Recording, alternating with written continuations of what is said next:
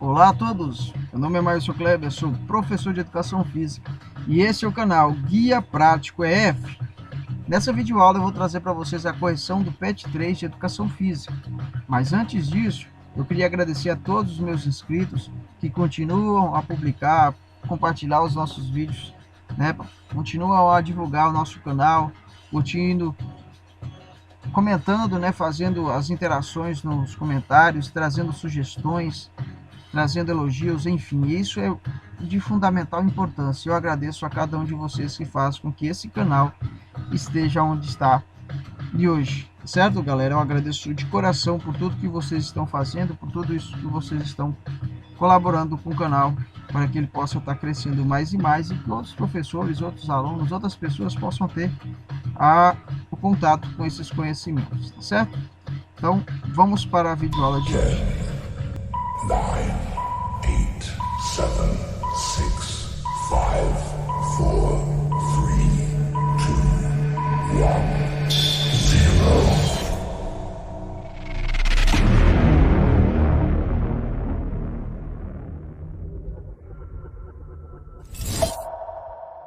Vai trazer temas transversais, tá, galera?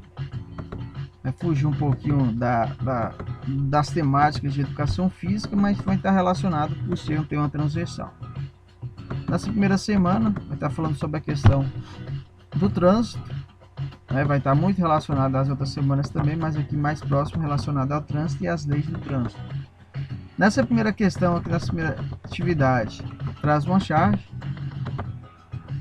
vai falar sobre a questão do desrespeito, né, com os direitos, né, de quem é gestante, de quem é idoso, de quem tem algum problema, alguma deficiência. No caso aí a gente vê um rapaz, um senhor que está com a perna quebrada, né, e que poderia estar tendo esse direito não sendo respeitado.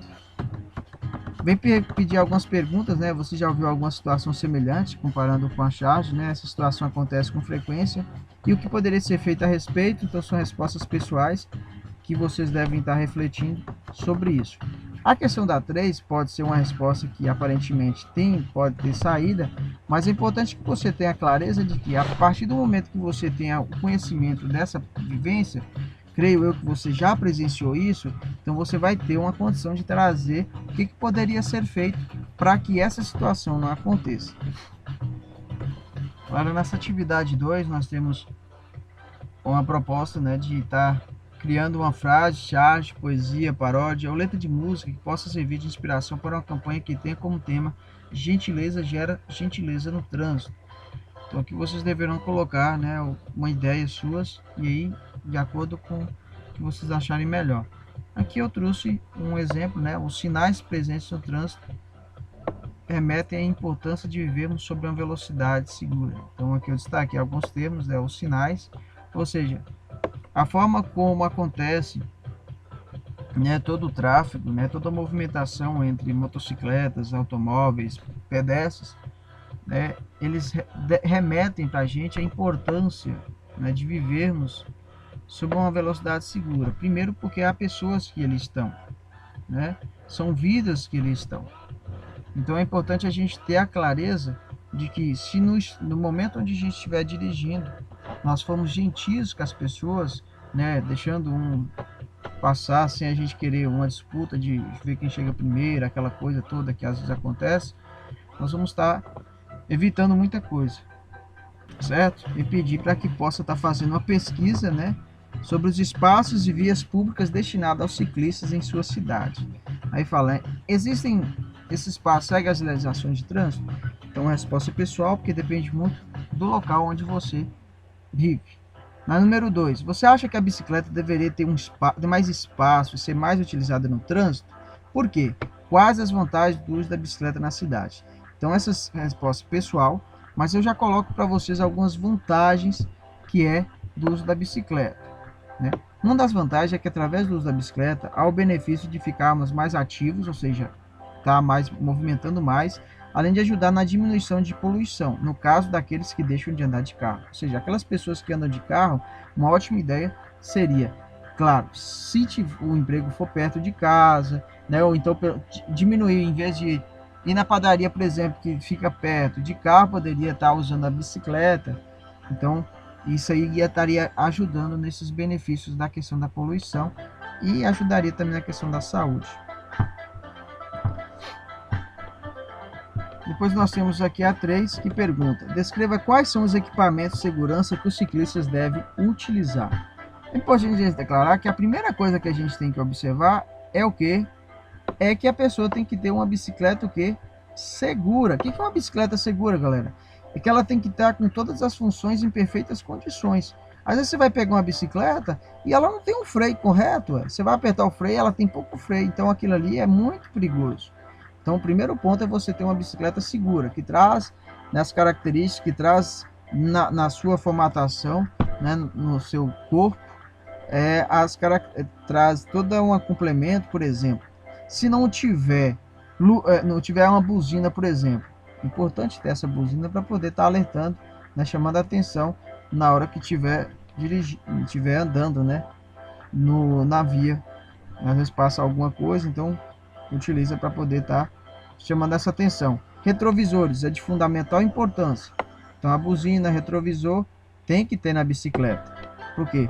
Porque a gente sabe que o retrovisor ele vai estar dando mais segurança para que você possa estar verificando quem vem atrás. Outra questão é a questão do capacete, roupas confortáveis, né? Tem que usar luvas, né? Calçados fechados. Na questão do calçados fechados é um exemplo importante porque vai te dar mais segurança, vai fazer com que você possa pedalar sem tantos riscos desse pé escorregar no calçado aberto. Sinalizadores nas bicicletas, que é outra questão que deve ter na bicicleta, ou capacetes, no caso, né, que já foi destacado assim, certo, galera? Depois nós temos na 4, você conhece alguma regra de trânsito específica para ciclistas? Cite algumas. No caso aqui eu já deixei bem mais resumido, né, que pela lei os ciclistas devem utilizar ciclofaixas, ciclovias e acostamentos. Quando não houver, devem usar o canto direito da pista, no sentido dos demais veículos. Nunca ande na contramão, que é considerado uma infração grave de trânsito. Normalmente a gente vê essa questão de dos ciclistas andarem na contramão, porque vão justificar que andam na contramão, porque conseguem visualizar a hora quem é que está vindo.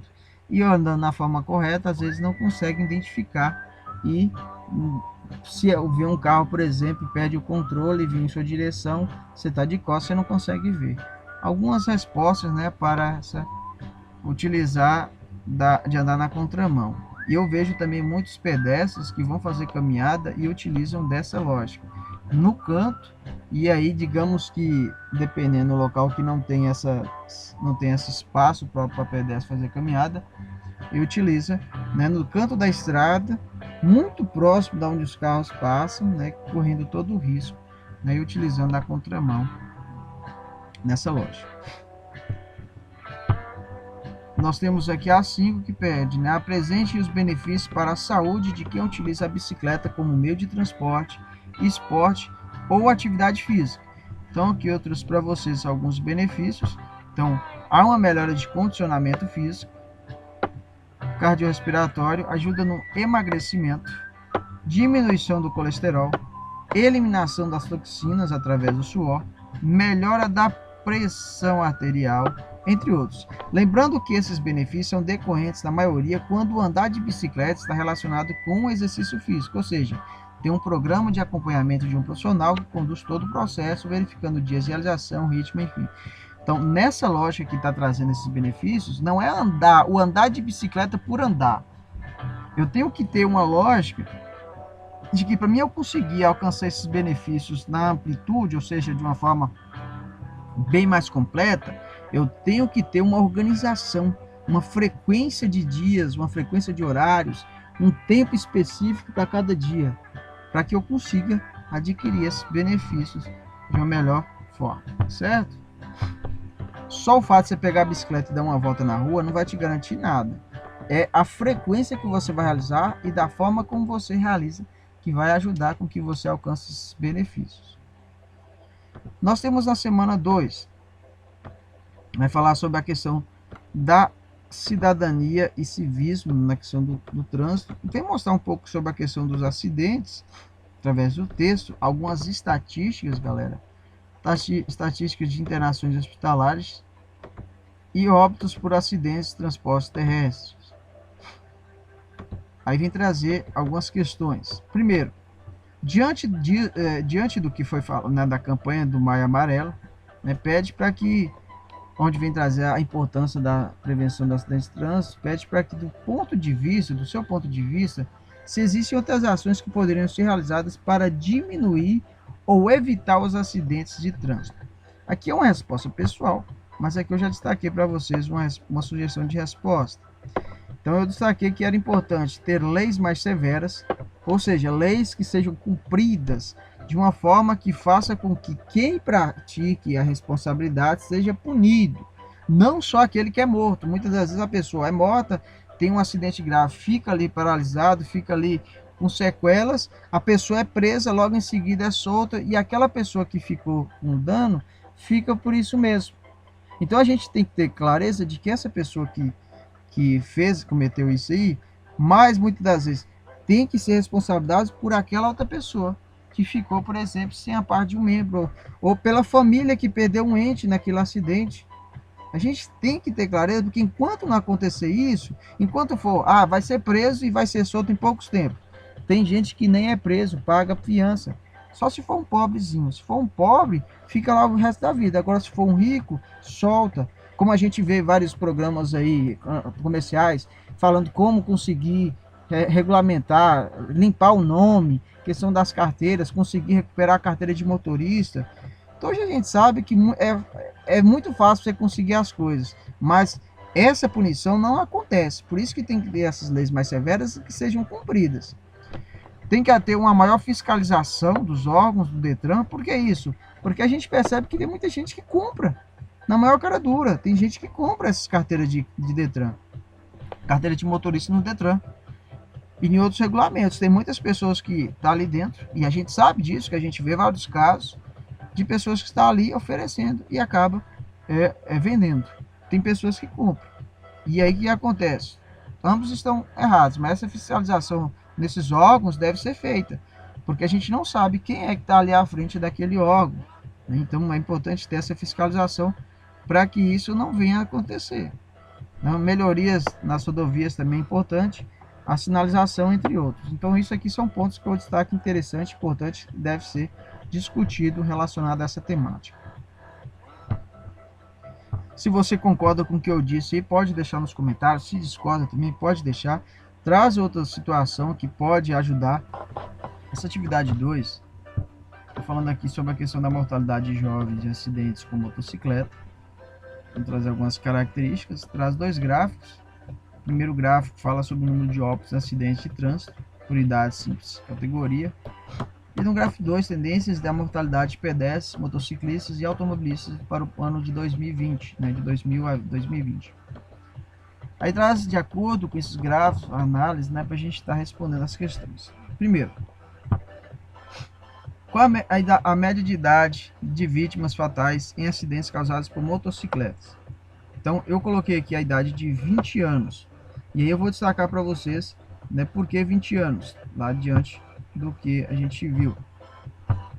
Deixa eu voltar lá no texto para a gente frisar, que aqui quer saber a média de idade de vítimas fatais em acidentes causados por motocicletas.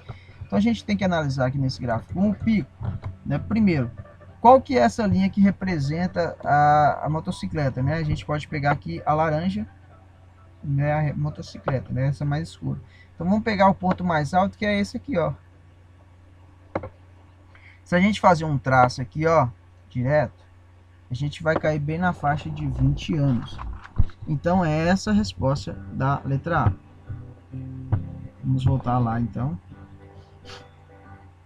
para a letra B. Nos casos dos acidentes com pedestres e automóveis, em qual faixa etária ocorre o maior número de acidentados, automóveis e pedestres? Aqui eu coloquei dos automóveis, é de 20 anos e pedestres de 45. Vamos lá verificar essas respostas.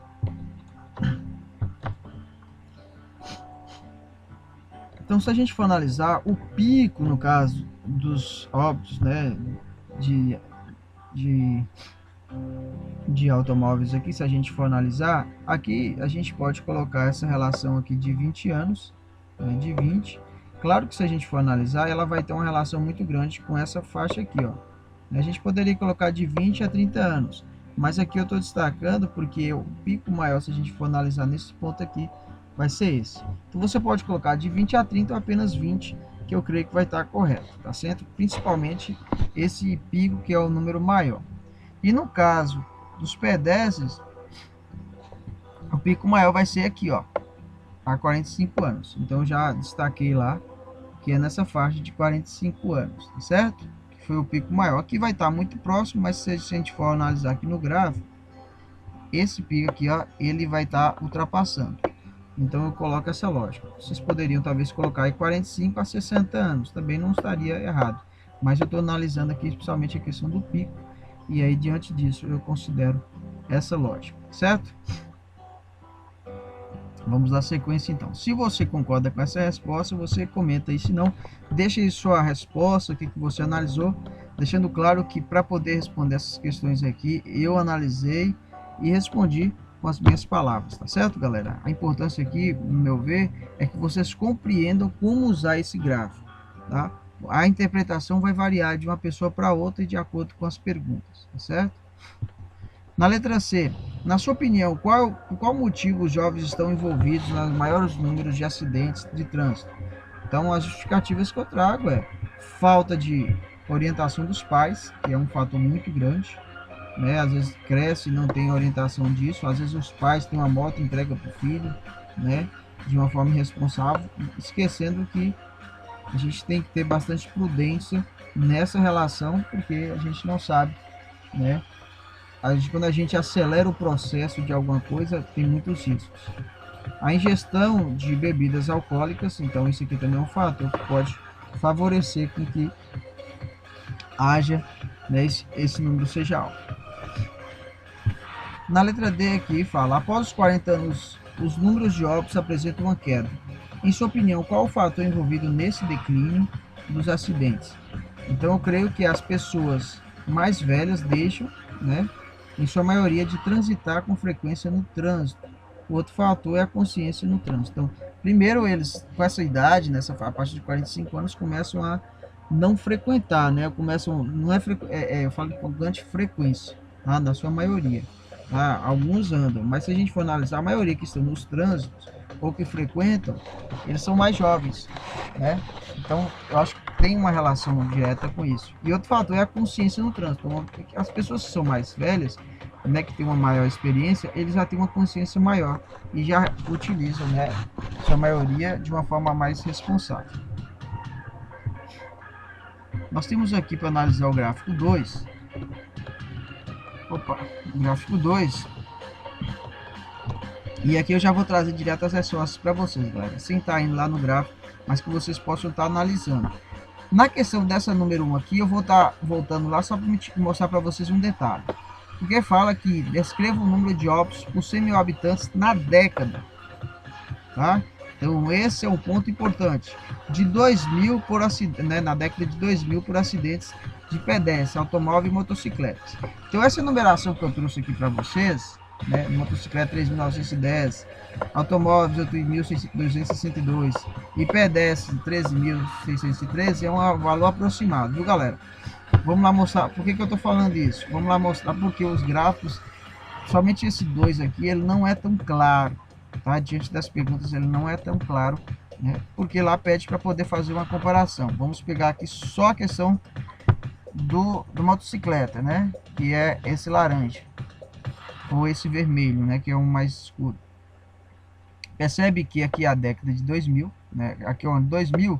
Para que seja a década, no caso, é de 2000 a 2009, tá? 2010 já inicia outra década. Então, 2000 a 2009, nós vamos perceber que há um crescimento. Vamos pegar aqui nesse ponto, tá? E fazer esse comparativo aqui, ó.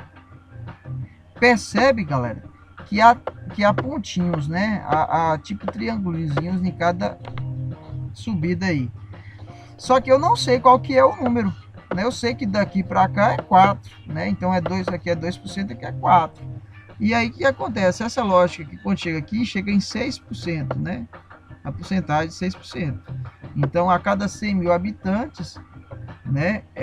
Cerca, no caso aqui de 6, aqui seria no ano de 2009, cerca de 6 mil pessoas morriam, né? Por acidentes de moto. Só que não quero saber essa relação direta. Eu tenho que analisar cada pontinho desse, né? Então, em 2001 houve um crescimento, em 2002 houve um crescimento, em 2003 houve um crescimento, em 2004 houve um crescimento, em 2005 houve um crescimento, em 2006 também, 2007 e 2008. Então, eu tenho que analisar esses números e fazer um somatório. Eu tenho que somar esses números, né? Essa crescida. Então, se no primeiro foi 2,3, que aqui já está falando, no segundo eu já não sei. Eu sei que vai ser mais de 2,3 e menos de 4. Entende? Mas então eu fiz uma lógica, uma relação direta só para poder estar explicando.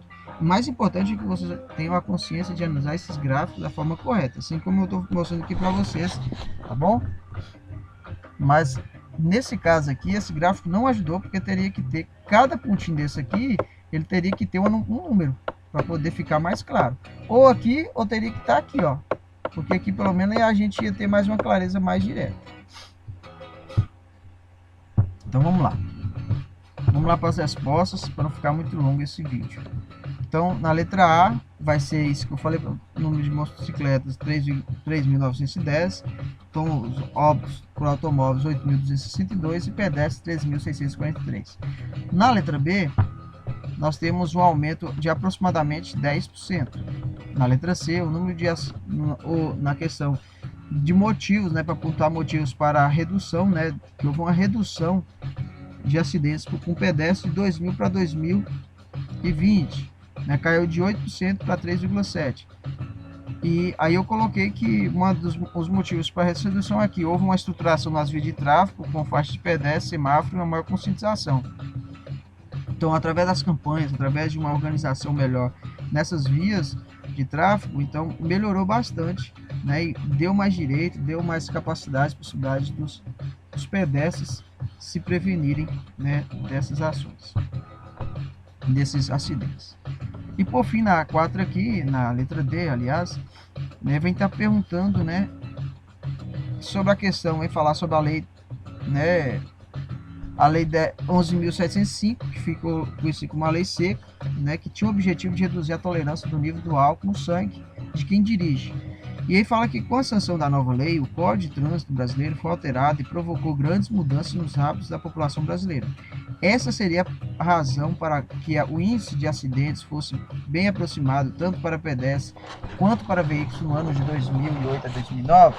Justifique sua resposta. Então, aqui no caso, eu coloquei que essa lei pode ter sido uma justificativa, sim, para que esses dados se cruzassem, né, em 2008 e 2009. Eles estão muito próximos, né, a questão de pedestres e de veículos. Houve essa diminuição, né? Vamos pegar lá o gráfico para vocês entenderem, em 2008 e 2009, só para vocês entenderem o que eu quero dizer. Aqui, ó. Percebe? Vamos pegar aqui. Voltando aqui, ó. Percebe que os pedestres é essa faixinha amarela e os automóveis essa faixinha verde. Eles vão se cruzar. Tanto os três vão se cruzar, principalmente nessa faixa de 2009, que houve uma queda. Só que a gente tem que analisar o seguinte: a lei seca, ela foi sancionada em 2009. Só que antes de 2009 ela já estava caindo. Então, só a lei, ela não determinou essa queda. Ela pode ter ajudado, tá? Ela pode ter ajudado, né? Principalmente pensando no quê? Na questão dos pedestres aqui. Claro que depois vai ter uma leve subida aqui, mas depois tem uma queda na questão dos pedestres, tá? A gente tem que ter clareza que depois a questão do carro aqui, dos automóveis, não tem uma crescida muito grande. Então, aqui no caso, ela pode ter favorecido. Na questão dos pedestres não vai interferir tanto, eu acredito que não. Só que em questão de motocicleta, houve uma crescida muito grande. Então, até aqui, por exemplo, se a gente for analisar, deixa eu voltar aqui nesse ilustração. Então, até aqui, se a gente for analisar, A lei seca, no meu ver, não favoreceu tanto, mas depois, né, ela pode ter sido uma justificativa para essa manutenção desse número na questão dos pedestres. Mas percebe que antes disso, esses dois números já haviam descido, tá bom? Somente o de pedestre. Houve uma queda. Então, como nós vamos ver na resposta que eu coloquei, ela não pode ser uma justificativa plena, só ela, né? Pode ser uma justificativa, uma vez que possibilitou, mesmo que diretamente, para uma conscientização das pessoas frente à relação do consumo de álcool e trânsito. Então, a questão da conscientização, com certeza, ela pode ter ajudado nesse fato, tá bom? Nessa número 3, galera, nós percebemos o seguinte questionamento. Analisando os gráficos 1 e 2 e a leitura dos textos, descreva os possíveis motivos para o aumento do número de jovens vítimas de acidente com motocicleta, tá? Então é uma questão pessoal, né? Mas aí no caso pensando, pessoal, assim, de acordo com a sua compreensão lá no texto, né? Mas aí no caso já trago a resposta, uma resposta, né, que pode ser utilizada, e uma das justificativas pode ser a falta de conscientização, ou seja, essa falta de conscientização e o acompanhamento dos pais responsáveis, a questão do uso do álcool atrelado ao trânsito, né, essa relação de ingerir bebidas alcoólicas e depois de dirigir, né, e também a questão de leis pouco severas, né, inclusive já destaquei durante essas semanas, né, nas explicações, falando sobre esses termos. Depois nós temos a 4, né, conforme a lei em nosso país, Código de Trânsito Brasileiro, qual a idade mínima para pilotar motocicleta e automóvel? Então a idade mínima é 18 anos. Assim, pesquise e liste os equipamentos de proteção individual que são exigidos para que o motociclista possa pilotar com segurança. Então trago algumas respostas aqui, né, os materiais e equipamentos, né, que possam ser utilizados. A primeira coisa é que a pessoa tem que ter uma bicicleta segura. O que seria essa bicicleta segura, galera? Essa bicicleta segura são aquela bicicleta que tem os equipamentos, né, de segurança, que tem os equipamentos que facilita o andar. Por que eu falo? A questão da buzina, por exemplo, é muito importante. Né? Os retrovisores vão dar a possibilidade de verificar as pessoas que estão, né, transitando na hora que for fazer uma curva, né? Nessa lógica. Né? Também precisa das luvas, né? Capacetes. Capacete, no caso, é importante. Né? Roupas confortáveis. Calçados fechados é muito importante. Sinalizador nas bicicletas também é um fator que precisa, também, principalmente se você anda à noite, né? Então é importante, entre outros, tá? Você pode estar colocando aí também. Na 6, na sua opinião, o que poderia ser feito para reduzir o número de vítimas e acidentes com motociclistas? Aqui de novo é uma pergunta até que parece que se repete, né, de outra forma, mas aqui, através de leis mais severas, maior fiscalização dos órgãos do Detran, melhoria nas rodovias, sinalização, entre outros, tá bom? Essa lógica aqui. Na semana 3, galera, nós vamos ver, falando sobre a questão da folha informativa sobre o álcool, a questão do consumo do álcool, vem trazer alguns dados relacionados. Nessa pergunta aqui, vem pedir para que possa fazer, redigir, ou seja, que possa redigir, ou seja, escrever um texto, né, o consumo de álcool entre jovens no Brasil, e trazer sobre a questão dos riscos e consequências, né, além de trazer como pode ser evitado. Então aqui uma resposta pessoal, onde você vai estar fazendo essa relação através desse texto, de como ocorrem esses riscos e consequências desse consumo de álcool pelos jovens no Brasil e o que pode ser feito para estar evitando. Depois, seguindo, nós vamos estar falando sobre a lei seca, sobre a questão da relação da quantidade de latinhas que se bebe, né, de álcool, né, por exemplo, uma lata de cerveja, a concentração de álcool no sangue, e traz alguns sintomas, né, do que pode estar aparecendo através desse consumo. Aí na letra 1, aliás, no número 1, vem perguntar, de acordo com a lei 11.705, lei seca, que tem por finalidade proibir o consumo de álcool por motorista, do seu ponto de vista, a lei conseguiu alcançar a sua finalidade? Por quê? Aí no caso eu vou colocar aqui, ó, creio que sim, pelo menos parte dela, né, considerando a maior fiscalização e proibição desse ato irresponsável do consumo de álcool no trânsito. Então eu creio que sim, pelo menos em parte, ela favoreceu para uma certa conscientização e uma maior fiscalização diante desse ato irresponsável de algumas pessoas. Depois, na número 2, vim falar, né? Em um breve relato, apresente justificativas para que os jovens comecem a fazer o uso precoce de bebida alcoólica. Apresente propostas ou argumentos como evitar a situação. Então, a resposta pessoal, mas é que eu já trouxe para vocês um resuminho aí que vocês podem estar utilizando. Muitos dos jovens já crescem influenciados pelos pais ou amigos para adquirirem esse hábito.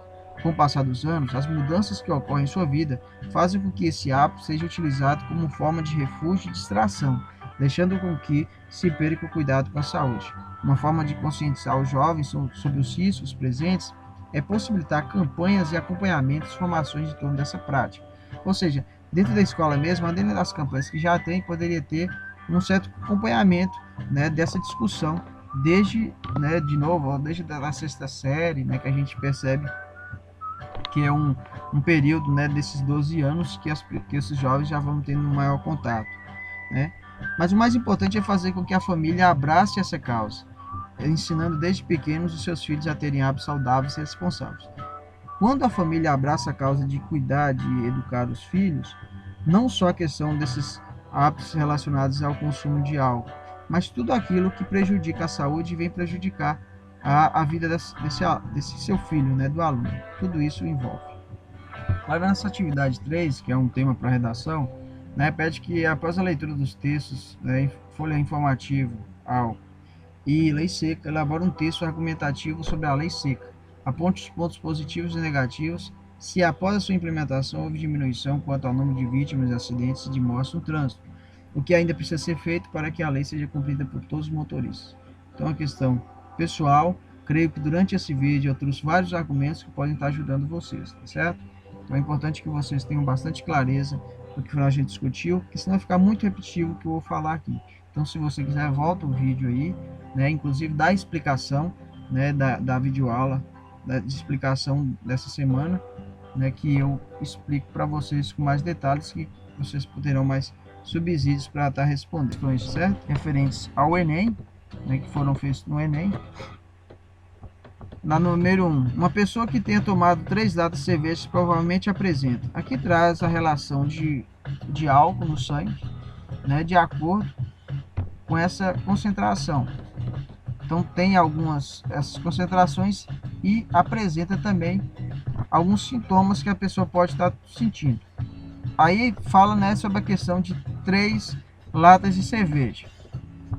Na questão aqui já fala que uma lata de cerveja provoca uma concentração de aproximadamente 0,3 gramas por litro, certo? Então, se a gente sabe, se é 0,3, 3 vai dar 0,9. Sendo assim, nós podemos analisar que os sintomas podem estar relacionados a esse e esse, porque é de 0,3 a 1,2 e de 0,9 a 2,5, então até 0,9 aqui com 3 latinhas eu posso estar sentindo qualquer um desses sintomas, certo? Qualquer um desses aqui, segundo essa relação aqui do estudo. Eu posso sentir euforia suave, sua habilidade acentuada e queda de atenção, ou excitação, perda de julgamento crítico, queda de sensibilidade das reações motoras. Nesse caso aqui da questão da alternativa, nós vamos destacar que a letra A, porque essas queda de atenção, de sensibilidade das reações motoras, está lá destacado. A número 2, que fala sobre o álcool, né, foi proibido para algumas pessoas que dirigem porque pode influenciar seu comportamento. Para alguns, o álcool é uma droga e, como tal, o principal órgão responsável pela detoxicação é o... No caso, na videoaula de explicação, eu falo que aí poderia ter 2 respostas. Por quê? Não porque vai ser 2 respostas, mas é porque quando fala em questão de órgão responsável por eliminação de toxina, por eliminação de substâncias que o corpo já não vai mais utilizar, nós podemos destacar o intestino também. Tá? O intestino também libera, né? Ele faz esse processamento e libera o restante. Então, aqui no caso, a resposta correta vai ser o fígado. porque ele vai estar diretamente ligado nesse processo de eliminação dessa toxina. Na semana 4, finalizando, continuando a questão da saúde, vem trazendo a questão do tabaco também, entre os jovens, o texto, né, e a campanha sobre essa conscientização. E aí pede nas atividades, falando sobre o cigarro de palha, o narguilé e o cigarro eletrônico. Aí pede, por meio das informações citadas nos quadros acima e nas artes da campanha, alertar os jovens sobre o uso dos produtos do tabaco, pontue quais são os riscos e danos causados à saúde pelo consumo de produtos do tabaco. E aqui eu já coloco a resposta, onde é: qualquer tipo de exposição ao tabaco contribui para o desenvolvimento de doenças cardiovasculares, cânceres e doenças respiratórias crônicas. Entre as doenças causadas pelo tabagismo estão a trombose, a aterosclerose, a doença arterial coronariana, IAM, o acidente vascular encefálico, o DEPOC, o enfisema pulmonar, a tuberculose e o câncer de pulmão, entre outros. Aqui é uma resposta diante do que foi solicitado, aqui é uma das características, algumas consequências. Depois nós vamos ter a atividade 2, onde vai trazer algumas perguntas relacionadas sobre o narguilé e sobre o cigarro, né, e o uso do tabaco. Aqui vem primeiro, vai estar perguntando: o narguilé não contém tabaco? Aí pergunta se é fato ou fake. Então a resposta é fake. Então quer dizer o quê? Que o narguilé contém tabaco, sim. E aqui traz a justificativa. Na maioria dos narguilés é utilizado um tipo especial de tabaco que é produzido pela fermentação do tabaco com melaço, glicerina e essência, produzindo uma mistura úmida e maleável. Depois nós temos a 2, onde pergunta: os vaporizadores fazem mal à saúde? Aí pergunta se é fato ou fake. É fake. Porque os vaporizadores, quem fala, os vaporizadores não fazem mal à saúde, é fake. Ele faz mal à saúde, sim. Então é fake e fala aqui, ó: os vaporizadores possuem substâncias nocivas à saúde. Nocivas quer dizer, que atacam, que são agressivas, que danificam a saúde, né? Cancinogênicas, irritantes, causadoras de enfisema pulmonar e dermatite, apresenta risco de explosão e vazamento dos cartuchos que contêm a nicotina líquida, substância responsável pela dependência.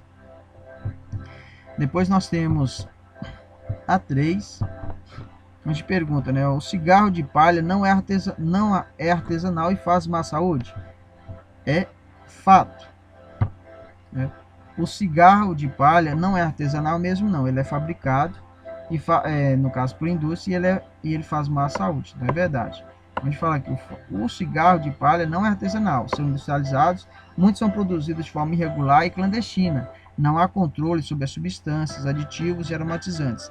Além disso, a palha não permite a passagem de ar, não possui filtro, tornando as tragadas mais intensas e mais concentradas de substâncias tóxicas. O cigarro de palha tem 5 a 7 vezes mais nicotina e alcatrão que os cigarros de papel. Então, olha o perigo, cara. Olha o perigo. Na 4 aqui vem perguntar, vem falar se fumar narguilé causa dependência química. Então é um fato. Ela causa, sim, dependência química. E o narguilé, né, como justificativa, contém um tipo especial de tabaco no qual está presente a substância nicotina responsável pela dependência química. Galera, na questão desse 5 aqui, os vaporizadores não contêm tabaco. Eu tinha colocado aqui fato no meio de citação, mas não é não. Ele é fake, viu? Ele contém sim tabaco, como a resposta vem trazer aqui, né? Os vaporizadores contêm tabaco e nicotina. Os cartuchos podem conter de 0 a 36 miligramas de nicotina líquida por mililitro, sendo que no cigarro tradicional é permitido apenas 1 miligrama de nicotina por cigarro, substância responsável pela dependência. Então aqui no caso é fake. Depois nós vamos ver aqui na 6. Pode fumar narguilé e cigarro eletrônico em ambientes fechados? Isso é um fake, tá? Não pode. É proibido fumar de qualquer produto derivado do tabaco, assim como a narguilé ou cigarro eletrônico, em ambientes fechados ou parcialmente fechados, conforme lei federal, que vai pedir para que vocês possam estar elaborando né, um texto, para estar criando, aliás, um cartaz, uma imagem. Então, um cartaz, uma imagem ou vídeo ou uma publicação para as redes sociais abordando a temática, né? Essa temática vai ser, que é uma ideia no caso, né, para você se relacionar tabaco e atividade física. E você vai estar produzindo essa publicação e estar colocando nas redes sociais. E até pergunta aqui, né? Quem faz o uso de produtos dos tabacos tem a mesma condição cardiorrespiratória de praticar alguma atividade física ou esporte de quem não faz o uso de produtos de tabaco? Na explicação da videoaula da semana 4, eu até expliquei sobre isso, né, e traz uma relação muito grande sobre essa questão, tá certo? Mas aqui, no caso, vai ser uma resposta pessoal. Um texto falando sobre a questão do fumante passivo, e o texto 2, que vem trazer uma charge. Diante disso, vem perguntar, ao abordar a questão do tabagismo, os textos 1 e 2 procuram demonstrar o quê? Então a resposta vai ser a letra D. Eles vêm para abordar aqui, os não fumantes precisam ser respeitados e poupados, pois esses também estão sujeitos às doenças causadas pelo tabagismo. Então essas pessoas que fumam, aliás, os não fumantes, que muitas vezes estão em contato com as pessoas que fumam, também têm o mesmo risco de adquirir todas as doenças provenientes do tabaco. Agora, e por fim, na atividade 5, nós temos a proposta de uma redação com o tema ato de fumar, um risco para a saúde, uma resposta pessoal, onde você vai estar analisando sobre esses riscos que contém, né, o ato de fumar principalmente de forma irresponsável. Claro que fumar de jeito nenhum, você não vai trazer benefício nenhum para você, mas principalmente quando há um excesso, vai trazer de uma forma mais rápida, de uma forma mais acelerada e com maior gravidade. O mais importante é que procura trazer essa importância de conscientizar de evitar o cigarro, porque ele traz a nicotina, que além de dependência, traz vários outros problemas de saúde com o passar do tempo. Certo, galera? Então, por hoje é só essa videoaula de correção. Eu agradeço você que assistiu até o final. Certo? Se tiver alguma dúvida, pode deixar nos comentários aí alguma sugestão para as próximas videoaulas. Certo? Se não é inscrito no canal, se inscreva, curta esse vídeo e compartilhe com seus amigos. Um forte abraço e até a próxima!